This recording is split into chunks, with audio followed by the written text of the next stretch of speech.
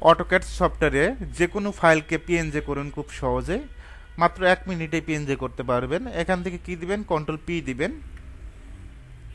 P দেওয়ার পর এখান থেকে আমরা অবশ্যই কিসে ক্লিক করব, পিএনজিতে ক্লিক করব। পিএনজিতে ক্লিক করার পর প্রথম যে স্কেলটা দেখতে পাচ্ছেন সেই পেপার সাইজটাই সিলেক্ট করবেন।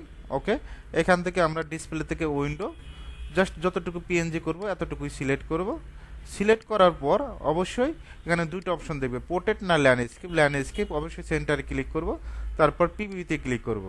আমরা জাস্ট এখানে এখানে আপনি প্লটে ক্লিক করলে হবে, মাউসের রাইট ক্লিক করলে হবে। আমরা যদি এই পিকচার উপরে এসে পিএনজির উপরে এসে প্লটে ক্লিক করব, এভাবে কিন্তু কাজ করা যায়। কাজ করার পর ডেস্কটপ ক্লিক করব, নাম দেব, তোমার নাম জানো কি, ফাইম। ওকে, ফাইম নামে সেভ দিচ্ছি। জাস্ট সেভে ক্লিক করব। কোথায় ক্লিক করব, সেভে। অলরেডি কিন্তু এটা পিএনজি হয়ে গেছে। এখন পিএনজি হয়েছে নাকি এটা কিভাবে বুঝবো, এই যে ফাইল নাম ডাবল ক্লিক করে ওপেন করি, দেখো এটা কিন্তু পিএনজি আকারে হয়ে গেছে। এখন যদি আমরা অটোক্যাড ফাইলটা আবার ওপেন করি, আমরা চাচ্ছি যে এটা অন্য একটা ভাবে করব পিএনজিটা। তো কোথা থেকে ক্লিক করব, এখান থেকে অটোক্যাড যে আইকনটা দেখতে পাচ্ছ এখান থেকে কোথায় ক্লিক করবা তোমরাই বলো, প্রিন্টে। প্রিন্টে ক্লিক করার পর এখান থেকে কি সিলেক্ট করব, পিএনজি।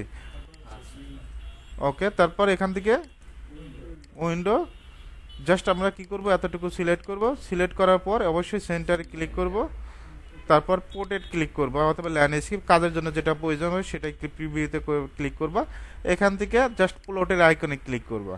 ক্লিক করার পর ডেস্কটপ, এখানে নাম দিবা, তোমার নাম জানো কি, ফিরোজ। আমি ফিরোজ নামেই দিচ্ছি, সমস্যা নেই। ওকে, জাস্ট সেভ দিলাম। এখন এটা কি নামে সেভ হয়েছে, ফিরোজ নামে। এখানে দেখবে ফিরোজ নামে অলরেডি সেভ হয়ে গেছে। এভাবে চাইলে খুব সহজে পিএনজি করতে পারবা। অনেক স্টুডেন্টের প্রশ্ন থাকে যে এটা ডিলিট করবে, এখন পিএনজি করতে পারলো কিন্তু ডিলিট করতে পারলে না, তাহলে তো আরেকটা সমস্যা। জাস্ট রাইট ক্লিক করে এখানে কি করবা, ডিলিট। একইভাবে অপ্রয়োজনীয় ফাইলগুলো ডিলিট করে দিবা। যে কোনো ফাইল এভাবে চাইলে ডিলিট করতে পারবা। আশা করি বুঝতে পারছো কিভাবে খুব সহজে পিএনজি করে এমনকি ডিলিট করে।